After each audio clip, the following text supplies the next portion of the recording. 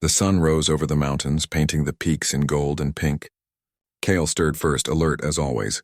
He had slept lightly, knowing the dangers of Clera Prime. Lyra lay nearby, still asleep, her soft breathing rising and falling like a quiet rhythm in the harsh mountain air. Kale scanned the horizon with his sharp eyes. The slopes were quiet, the snow undisturbed. For a moment he allowed himself to hope that perhaps they had escaped. But Kyle knew better. He had seen danger come suddenly without warning. His parents had been taken in such a way, and he had survived only by being clever and fast.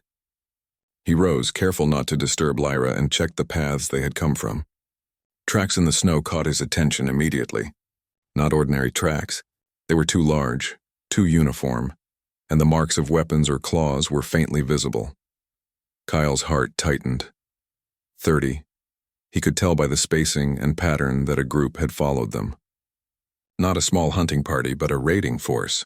His mind raced. He needed to protect Lyra, and he needed a plan. He shook Lyra gently. "Wake up," he whispered. "We have company." Lyra's eyes snapped open, glowing faintly in the morning light. She understood immediately. Her hands went to the small weapons she carried, but she looked at Kale, uncertain. He shook his head. "No, we use the mountains. We can fight smart, not head-on. Trust me."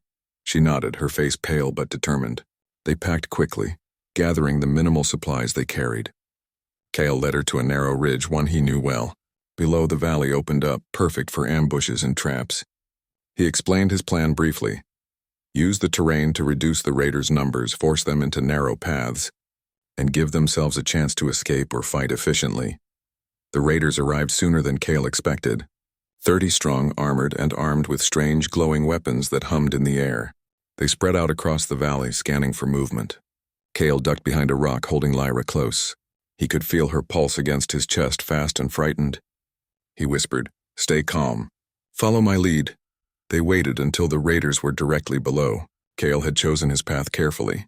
A narrow ledge curved around the cliff, just wide enough for one raider at a time. He had dug small pits and covered them lightly with snow, ready to trap any who stepped unwittingly. He had also broken loose some rocks above, prepared to roll them down with precision. The first raider stepped onto the ledge. Kale triggered a small trap, and the raider stumbled, falling into a hidden pit. The others turned, growling in their alien language. Kale rolled a rock down, striking another raider and forcing the group to tighten together. Lyra watched in awe. She had never seen anyone fight like this, using brains and terrain instead of brute force. One raider tried to flank them, moving up the cliff from the other side. Kale anticipated it. He whispered to Lyra, "Cover your eyes." She obeyed, pressing herself into the rock. Kale threw another rock, striking the raider and sending him tumbling back down the slope. The others hesitated, confused and angry. Kale and Lyra moved carefully along the ridge, using the traps they had prepared. It was a deadly game of cat and mouse. The raiders were skilled, but they underestimated the boy. Every time they advanced, Kale found a way to use the mountains against them. Avalanches, falling rocks, narrow ledges all became weapons in his hands. At one point, a raider spotted Lyra and lunged forward. Kale stepped in front, blocking the attack with a long, sturdy branch he had sharpened. The raider was stronger, but Kale was faster. He sidestepped, striking the raider's leg and forcing him back. Lyra watched, a mixture of fear and admiration on her face. "You're amazing," she whispered, even as she kept her own senses alert. Kyle shook his head. "We survive. That's all that matters." The battle continued for hours. Kale's traps and clever maneuvers had reduced the raiders' numbers. They had lost several to avalanches and hidden pits. Kale noticed the fatigue in the remaining enemies. They were strong, but they were not accustomed to fighting in such terrain, not against someone who knew every path, every ledge, every hidden danger. Lyra's role became crucial as well. Her alien senses allowed her to detect movements Kale could not see. She warned him of approaching raiders, pointed out weak spots in their formations, and even assisted in subtle ways, using small tools and clever distractions to unbalance them. Kale realized that together they were a force to be reckoned with, each complementing the other's skills. The raiders regrouped, forming a tight cluster to try and trap Kale. He studied them, thinking fast. He spotted a loose rock formation above. With a careful push, he sent a small avalanche down, striking several raiders at once. The others panicked, retreating slightly. Kale seized the moment, leading Lyra down a hidden path that twisted sharply, confusing the attackers. One raider, larger and more aggressive than the others, pursued them directly. Kale led him to a narrow ledge over a deep chasm. The raider lunged, but Kale stepped aside, using the raider's momentum against him. With a final push, the raider lost his balance, crashing down into the depths below. Kale and Lyra continued moving, hearts racing but determined. By midday, the raiders were reduced to a handful, battered and wary. Kale and Lyra reached a plateau, safe for the moment. They collapsed against a rock, breathing heavily. Lyra looked at Kale, eyes wide. You're human?" she asked, a mixture of disbelief and awe in her voice. Kale nodded, brushing snow from his hair. "Yes, and humans can survive anything if they use their minds. That's how I've lived all my life." Lyra looked down, processing the truth in his words. Her people had always considered humans weak, fragile. She had never imagined one could fight and outsmart 30 raiders in a mountain they did not even know. Kale rested for a moment, then stood. "We can't stop here. They might regroup. We need to move, find safer ground." Lyra followed, more confident now. She mirrored Kale's movements, staying alert, trusting him completely. Their journey continued through hidden paths, over icy streams, and around jagged cliffs. Every step required attention. Every movement could mean life or death. But together they moved faster, safer, and more decisively than Kale had ever imagined possible. As they approached a forested valley, the terrain began to change. Trees offered cover, shadows gave them safety, and the snow became less thick. Kale knew that this was their chance to put real distance between themselves and the remaining raiders. He paused briefly, scanning the horizon. No signs of pursuit yet. Kale turned to Lyra. "We're almost there. But remember, the mountains will always be dangerous. You need to trust yourself, too. You have skills, don't be afraid to use them." Lyra nodded. She had learned quickly, observing Kale, copying his strategies and trusting her instincts. I will try," she said softly. They moved together, navigating the trees and uneven ground. The remaining raiders were somewhere behind, but Kale knew they would think twice before chasing further after seeing their losses. The mountains had favored the clever and brave, and Kyle was both. By evening, they reached a hidden glade, a small natural clearing surrounded by dense forest. Kale set up a temporary camp. Lyra helped gather firewood, her confidence growing. They shared a simple meal, exhausted but triumphant.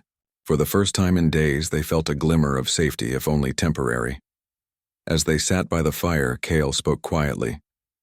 "You see, Lyra, it's not just strength that matters. It's thinking, planning, using what you have to survive. Humans have always survived even when everything seems lost. That's why we endure." Lyra looked at him, understanding dawning in her glowing eyes. "I understand now. You are strong because you are human, not because you are bigger or faster. Your mind, your heart, that is your weapon." Kale smiled faintly, humbled by her words. "Exactly. And you've learned that too. You were brave today, and you helped more than you know." Night fell. The forest quiet except for the crackling fire and distant howls of unknown creatures. Kale and Lyra rested, knowing that tomorrow would bring more challenges, but confident in their growing bond and their ability to survive together. In the heart of the alien wilderness, an orphan human boy and a fleeing alien girl had faced overwhelming odds, outsmarted 30 raiders, and proven that courage, intelligence, and trust could overcome even the greatest dangers. The mountains had tested them, but they had prevailed, stronger and closer than ever. As the stars shone above, Kale and Lyra looked at each other, unspoken understanding passing between them. They were no longer just survivors. They were a team, a force to be reckoned with, and nothing, not the mountains, not the raiders, not the unknown, could break their will. Ethan moved carefully through the dense alien forest, his boots sinking slightly into the mossy ground. The air was thick with the scent of strange plants, sweet and bitter at the same time. Colors shifted around him, leaves that shimmered with silver, flowers that glowed faintly in the shade, and vines that writhed as if they had their own will. He kept his eyes and ears sharp, knowing that this planet was full of dangers he could not always see. He was alone today, as he often was. His team had chosen to stay back at the base while he explored a promising sector near a cliffside. Ethan liked the quiet, liked the challenge. But as he followed a narrow path lined with luminous mushrooms, he heard a soft, unusual sound. It was a cry. a low, almost human-like wail, but tinged with pain and fear. Ethan froze, scanning the area. He had learned early on that sound could mean danger, but it could also mean someone needed help. He followed the noise carefully, moving slowly, hands ready for his survival tools. The cries grew louder, more desperate, leading him to the edge of a steep ravine. There, sprawled awkwardly on the ground, was an alien. It had blue skin that seemed to shimmer in the light and eyes that glowed faintly like distant stars. Its limbs were long and lean, ending in sharp claw-like fingers, but despite its intimidating appearance, the alien was clearly in pain. One of its legs was bent at an unnatural angle, and it tried to crawl forward, making small hissing sounds with each movement. Ethan's first instinct was caution. He had faced wild creatures before, and this one could be deadly. But as he looked into its eyes, he saw something else: fear, vulnerability, and a quiet plea for help. He took a deep breath and stepped closer. "Hey," he said softly, keeping his voice calm. "I'm not going to hurt you. Can you need some water?" The alien froze, its glowing eyes narrowing. It hissed again, louder this time, a warning Ethan understood. He didn't move closer but knelt a few feet away, pulling a small water container from his pack. Carefully, he poured some water into a shallow leaf and extended it toward the creature. For a tense moment, nothing happened. Then slowly, the alien reached out with one claw, dipped it into the water, and drank. Ethan waited, breathing steadily, letting the alien gain confidence. Once it had finished, he spoke again. "I can help you," he said. "I have tools. I can fix that leg, or at least make it better so you can move." The alien tilted its head, studying him as if trying to understand his words. Then it shifted slightly, letting Ethan get closer. He gently examined the injured leg, careful not to cause more pain. He found a support vine and wrapped it carefully around the alien's leg, stabilizing it. He made a small splint with a stiff branch from nearby and secured it with strips of cloth from his pack. "It's not perfect, but it will hold," Ethan said. "You'll be able to move without hurting yourself as much." The alien didn't respond with words. Instead, it studied Ethan's face, its glowing eyes softening. For the first time, Ethan noticed the intricate markings on its skin, lines and dots that seemed almost like tattoos. They shimmered faintly in the alien light, revealing some kind of cultural or tribal pattern. Ethan guessed that this creature belonged to a structured community, maybe even a powerful one. "Don't worry," he said. "I won't leave you here. You'll be okay." The alien made a soft, almost musical sound and leaned slightly against Ethan, allowing him to lift it gently. He moved carefully, feeling the weight of the creature and the rhythm of its breathing. The forest around them seemed alive, eyes watching from the shadows, but nothing dared approach while Ethan held the alien. By the time they reached a safer clearing, the sun was dipping low, casting the alien forest in shades of purple and gold. Ethan set the creature down near a cluster of glowing plants and built a small fire, using his skills to keep the flames controlled. The alien stayed close but did not approach the fire directly. It seemed curious about Ethan's tools and gestures, watching every movement carefully. "You need food," Ethan said, breaking a protein bar into small pieces and placing them near the alien. "You can eat it if you want. I won't take it from you." The alien sniffed the food, then took a small piece carefully, examining it as it chewed. Ethan smiled. It was a start. As night fell, the forest changed. Strange sounds echoed around them: low growls, the rustle of unseen creatures, and the whisper of the wind through alien leaves. Ethan kept a careful watch, understanding that this planet was not forgiving. But something about the alien calmed him. There was a bond forming, one that went beyond species, beyond fear. It was trust, fragile and new. Hours passed. The alien rested near the fire, and Ethan kept talking, even if it didn't understand his words. He told it about Earth, about his work, and about the reason he explored planets like this. The alien tilted its head, its glowing eyes reflecting the firelight as if listening. Eventually, Ethan realized he needed to rest. He set up a small sleeping area a few feet from the alien, keeping one hand on his tools just in case. Sleep came slowly, and his dreams were filled with visions of the alien tribe. Strange, majestic beings riding enormous tigers, their eyes filled with intelligence and strength. Ethan woke often, half expecting to see them in the clearing, but there was only silence and the soft breathing of the alien beside him. The next morning, Ethan woke to find the alien sitting upright, examining him. Its leg looked stronger, supported by the makeshift splint. It made a soft sound, almost like a greeting. Ethan smiled, feeling a mixture of relief and curiosity. "Good morning," he said. "Feeling better?" The alien tilted its head, then made a series of melodic sounds. Ethan didn't understand the language, but the tone was clear, acknowledgement and perhaps gratitude. He offered more water, which it accepted without hesitation. Ethan packed up his supplies, preparing to leave. He wanted to continue his exploration, but he couldn't leave the creature here alone. He considered taking it with him, but he didn't know how it would respond, or if it could survive the trip. Then, before he could decide, the alien did something unexpected. It reached out a claw and gently touched his hand. The touch was light, almost a brush, but it carried weight, trust, respect, and a silent promise. Ethan froze, understanding the significance. He had made a choice to help, and now the alien was acknowledging it in a way humans rarely received. Suddenly, a distant roar echoed through the forest. Ethan's heart raced. The sound was deep, powerful, and unmistakable. Somewhere nearby, a predator, or perhaps something larger, was approaching. The alien's glowing eyes widened, and it made a low warning sound. Ethan didn't panic.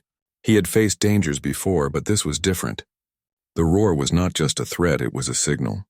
He glanced around, noticing movement in the shadows, huge shapes moving with precision, almost like they were watching him.